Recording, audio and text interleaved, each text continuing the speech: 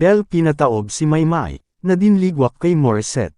Ang biriterang singer na si Morissette Amon ang tinanghal na People's Choice Awardee sa nakaraang Billboard Philippines Women in Music Awards. Niligwak niya ang co-nominees na sina Nadine Lustre, KZ Tandingan, Yeng Constantino, Army Milyare at Barbie Almalbi sa nasabing kategorya. Wagi naman bilang listener's choice si Bel Mariano.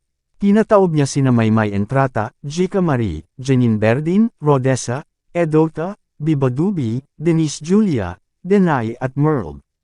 Winang song niya ang Bugambilya.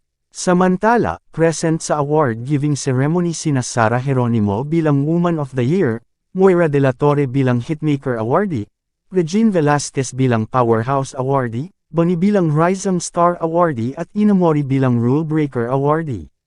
Ang parangal naman bilang Icon of the Year ng Asia's Queen of Songs na si Pilita Corrales ay tinanggap ng kanyang anak na si Jackie Elo Blanco.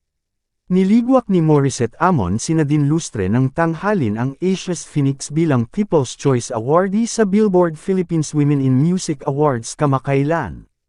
Pinataob naman ni Bel Mariano si Maymay Entrata. Mr. Kasagpa subscribe for more.